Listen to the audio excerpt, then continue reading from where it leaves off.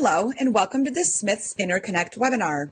My name is Katie, and I will be your Global Spec moderator, and I would like to review a few housekeeping items with you before we begin. Please take a moment to familiarize yourself with the operation of the user interface for today's webinar. The large window with the heading Presentation in the upper left is the primary window for today's webinar.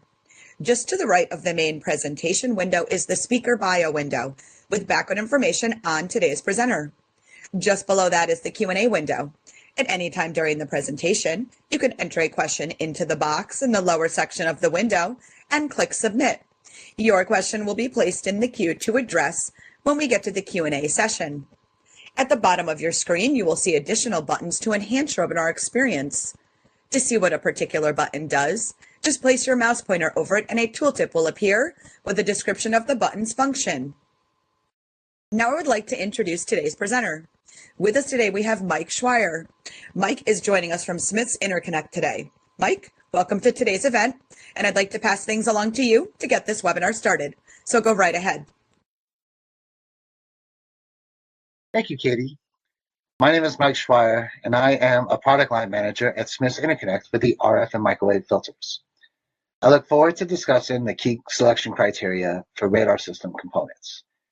Today, I will be discussing how to choose the right components for design and manufacturing success, how to identify the best technology, provide some of Smiths Interconnect's proven track records in radar system components, and discuss the benefits of quality management system certifications and in-house testing. To begin, I will go over some basic radar concepts.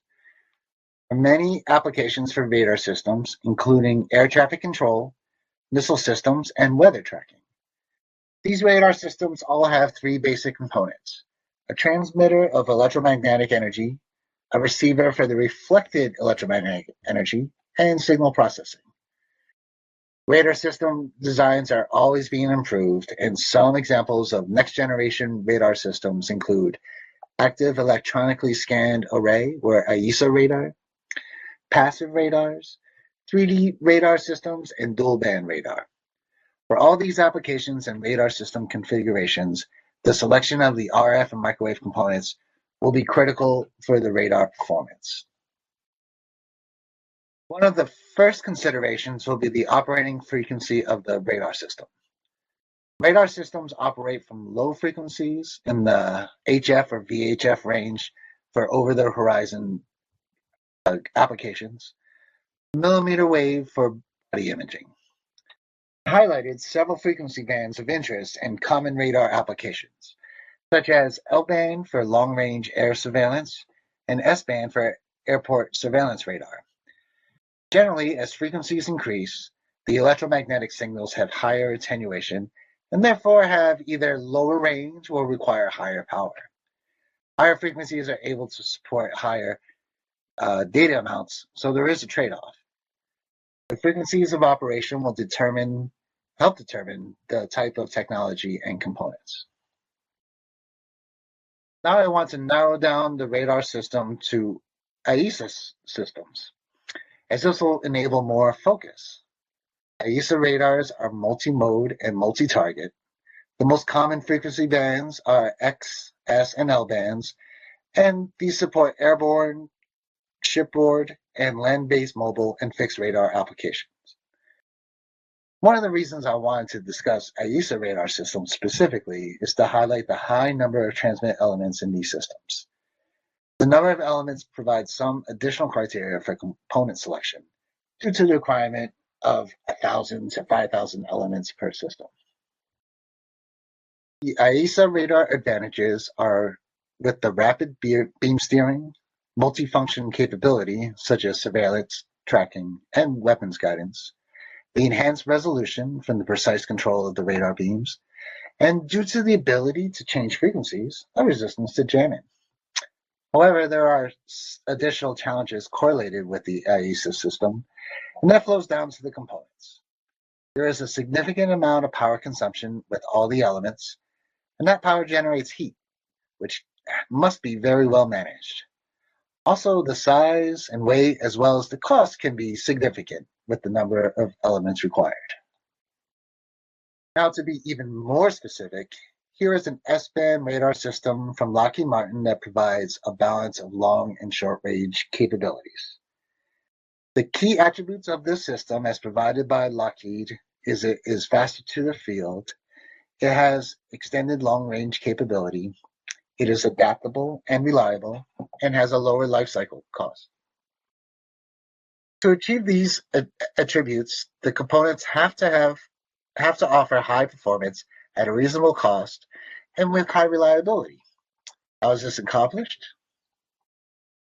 To support faster to the field, an RF component supplier needs to provide early and in-depth access to technical expertise to minimize the development process. The supplier should be able to support short intervals from the prototype to production phase with dependable on-time delivery. This is supported with a strong quality management system such as AS9100, which suppliers use to control the design and manufacturing process. To support extended long-range capability, high-performance technologies are required. For example, a signal path with minimal loss and high rejection of interference signals. Adaptability can be supported with suppliers that have a broad portfolio of components to adapt to changing requirements. Reliability is a function of design and process, which is another function of the quality management system. I highlight AS9100 certification as many of the AESA radar are on airborne platforms. Finally, lower lifestyle costs can be supported in many ways, but one important aspect is to work with suppliers that have deep portfolios of designs, which not only reduces development time, the cost is typically reduced due to developing a semi-custom component compared to development cost for a fully custom component. One good way to illustrate this is with a block diagram. Here's a block diagram of a transmit receive module and the typical components that are within this module. The preamp and the power amps help provide the range of the system, but they also need to be efficient and with low noise figures. Since radar systems operate in many different environments, the signals need to be conditioned. So following the amplifiers with attenuators where temperature variable attenuators is used to provide a consistent signal level. The equalizer and bandpass RF filters stages also condition the signals to enable the sensitivity and resolution. And with a transmit receive module, an isolator is used to separate the transmit and receive paths. The signal is transmitted and received through an antenna, and that is connected to this module through a high performance cable. And you can see a load termination is used as well as part of the directional coupler. I highlighted the transmit receive module components, but other system elements impact the performance of the radar.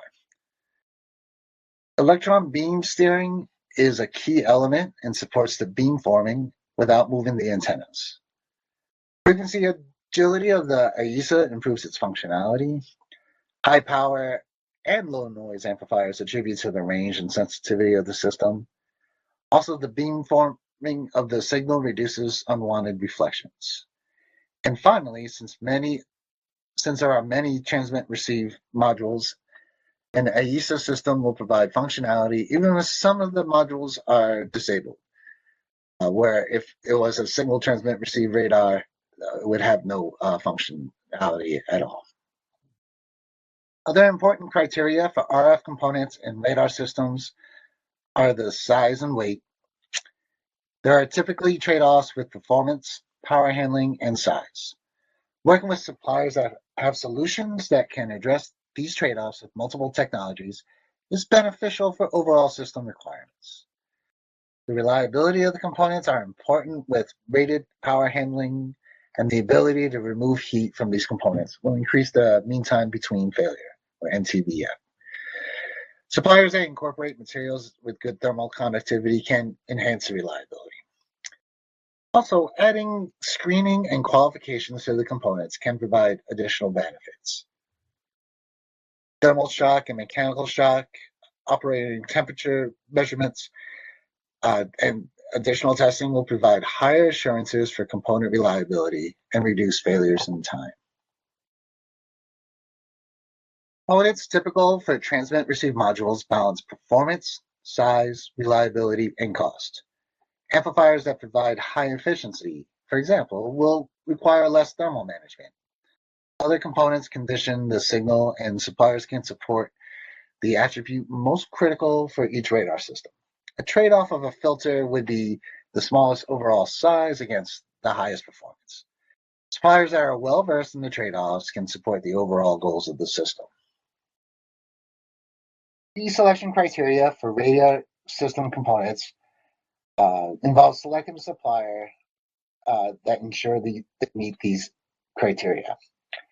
Provide early and in-depth access to technical expertise. Ability to utilize multiple technologies to deploy the right solution for the application. Have a portfolio of designs from which to draw, minimize NRE. For other products to minimize number of suppliers. Minimize the interval from prototype to production. Demonstrate dependable on-time delivery. Possess the quality and reliability systems and certifications for mission-critical success. Now I'd like to go over some of the products, components that Smiths have supported in radar systems over the years. Start with our connector and cable assemblies.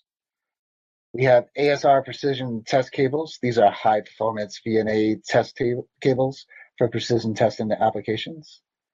We have semi-rigid, conformable, and flexible cables. These are high frequency up to 65 gigahertz with high isolation up to 100 dB. A Titan Flex family with robust solder termination. The LabFlex family is field proven up to 50 gigahertz. An important thing for radar systems, they're phase stable with phase match options available. We have space qualified options as well with our Space NXT QQTC series. And these are our frequency response up to 50 gigahertz, mode free. And we recently introduced our Mini Lock connector. These are small, lightweight, internally developed connector, very high frequency of up to 110 gigahertz, with robust locking capability and a temperature range, extended temperature range of minus 65 to plus 165 degrees Celsius. We have ferrite and passive subassembly with a lot of heritage on radar systems. Starting with our coaxial, these are low loss, high power performance products. They were designed specifically for military and space environments. They operate in bands from 300 megahertz up to 26 gigahertz. We also have microstrip, surface mount, and strip line options for our isolators and circulators. These are available from 400 megahertz to 31 gigahertz, and they offered in a variety of interfaces, including surface mount. We have passive sub-assemblies, which have full waveguide isolators and circulators. These are our high power waveguide circulators for protected TWTs.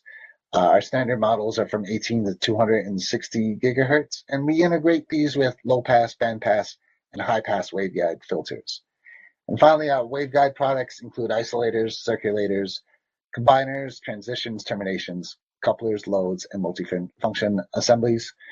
Full waveguide band isolators from 8 to 220 gigahertz, high power waveguide circulator and isolators for up to 100 gigahertz are available. And these are high power devices as well.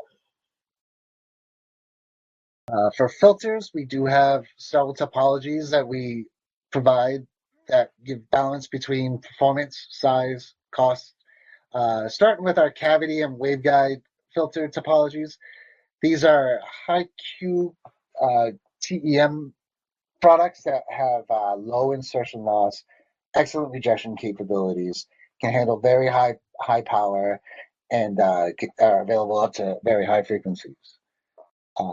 We also have discrete or lumped element filter as well topologies, and these are available for lower frequencies from DC up to about 7.5 gigahertz. Very versatile design capabilities with those, with monotonic and elliptic responses. Ceramic resonator family available from 400 megahertz to about 6 gigahertz. These are surface mountable, can be very good for high volume, low cost applications. Tunable family for lab testing are available from 24 megahertz to about 4 gigahertz. And then a couple years ago, we introduced our Planar X series. These provide the small footprint, the very lightweight, good performance filters that would greatly reduce size compared to, say, our cavity and waveguides. Now for our radio frequency components, for our board level components, we have a wide array of products here as well. We have attenuators, including temperature variable attenuators. These are fixed and temperature variable up to 50 gigahertz. They're totally passive with no signal distortion. They are space and military qualified. For signal distribution, we have power dividers, samplers, and crossovers. The resistive power dividers and Wilkinson power dividers and power samplers we have 2, 3, and 4-way power splits options available, and these operating frequencies up to 12 gigahertz. For thermal management, for high temperature applications that we discussed earlier, we have our Diamond RF resistors. These are available for resistors, terminations, and attenuators. Diamond is an excellent thermal conductor and a great electrical insulator. These offer the highest power and frequency in the smallest size, and these are very good for high reliability applications. We do have a family of resistors for low and high power RF resistors with a wide range of resistance values from 1 to 1,000 ohms, power handling up to 800 watts as well, and operating frequencies up to 30 gigahertz. We have terminations, high power RF terminations. These are optimized impedance matching and low VISWAR, and with power handling up to 2.2 kilowatts and frequencies up to 28 gigahertz. And we have our thermopad temperature variable attenuators. These are work in conjunction with amplifiers. As amplifiers change their gain with temperature, this thermopad will compensate for that and give a steady signal. These are available for frequencies up to 36 gigahertz.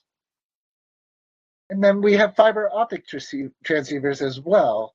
I talked about the RF and microwave components in radar systems, but we do have fiber optic transceivers available, and that's used for transferring the data for signal processing within the radar systems. As you can see, we have a Spaceable family, which are space qualified optical transceivers. We have Space Heritage with our 10G and 28G products. We have a Lightable family. These are rugged midboard optical transceivers that have been in production for over 10 years. And the LightConneX is a rugged backplane optical module. You can see we have multiple configurations for this one as well. The 4 transmit receive, 12 TRX, 12 TX, and 12 RX.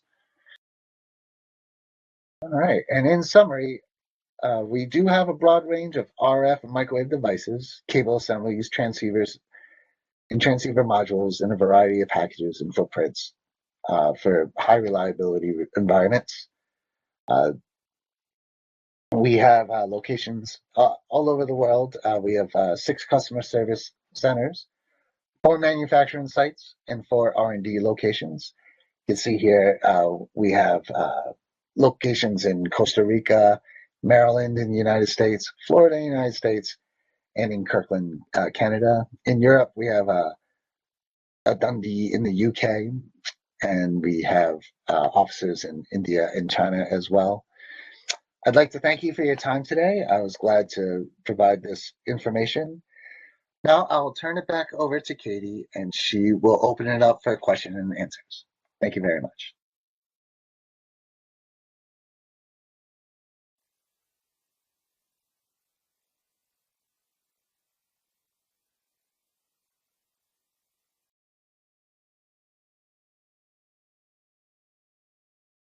All right, Mike, thank you so much for that great presentation.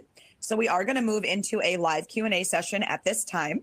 For all of our audience members out there, if you have a question for Mike today, feel free to enter it into the Q&A window and click submit. We'll do our best to get through a couple questions today. If you do not hear your question being answered, don't worry. We will reach out to you following today's webinar. Also, just a note that there are some items listed in the resource widget. Those can be downloaded and taken with you today. So feel free to download those items at any time during our Q&A session today. All right, Mike, so moving into our questions here.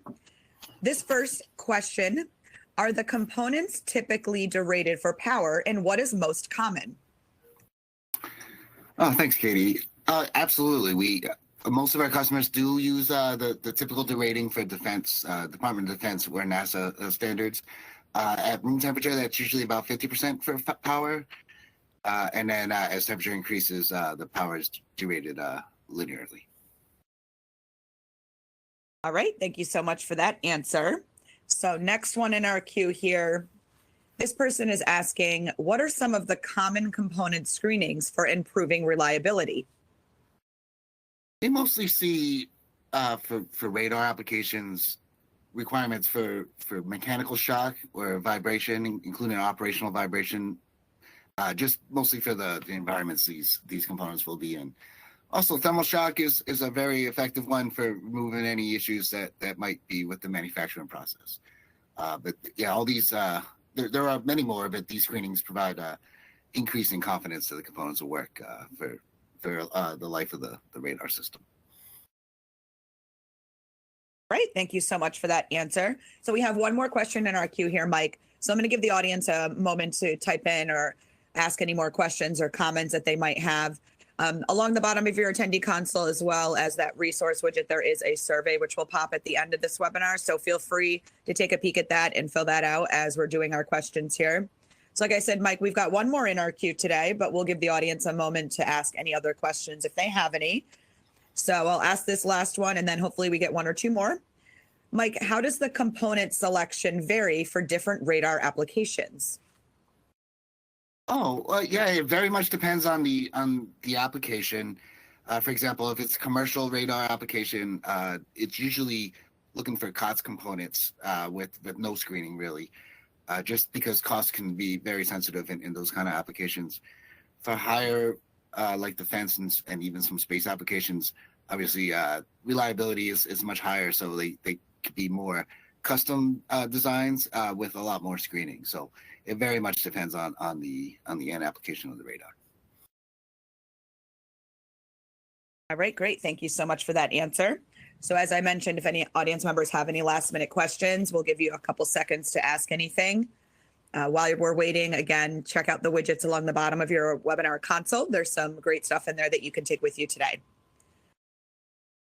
So Mike, no other questions have popped into our queue yet. I'll give everybody another second just to see if any last minute ones come in. But Mike, while we're waiting, huge thank you to you for the great presentation today and for answering a couple of our attendees' questions. Oh, thank you, Katie. It was a pleasure. All right, and no more questions have popped in the queue, but if you are an audience member today and you are listening, feel free to come back and watch this webinar when it's on demand. You'll be able to ask any questions that you think of during the on-demand period. So Mike, I think we're going to wrap things up right now since we don't have any other ones coming in here. So just a couple more things on the way out for our audience members. You're going to be receiving an email from us with a link to the on-demand version of this presentation. That will be available for you for the next 90 days. Feel free to come back and watch again, grab any resources, ask any questions anytime during that 90 days. And as I mentioned before, there's going to be a survey that pops up on your screen at the end of the webinar. For anybody watching on demand, you can find that survey located along the bottom of your attendee console. And Mike, we did just get a last minute question if you're willing to grab this one on the way out. Okay, sure. This person just asked high shock, how it affects the circulator. Oh, well, it depends on the design of the circulator. For example, if it's a ferrite circulator or a coaxial. But yeah, you definitely have to design in the shock environment. So there's ways you can mitigate that with how you build the circulator. you so much, Mike. Appreciate you grabbing that last one on the way out here. So again, a huge thank you to our audience for attending today's webinar. Mike, thank you so much for a great presentation. Anyone that wants to come back and watch us again, feel free. But with that, we'll end the webinar today. So thank you all for taking time to attend. Take care, and we will speak with all of you soon.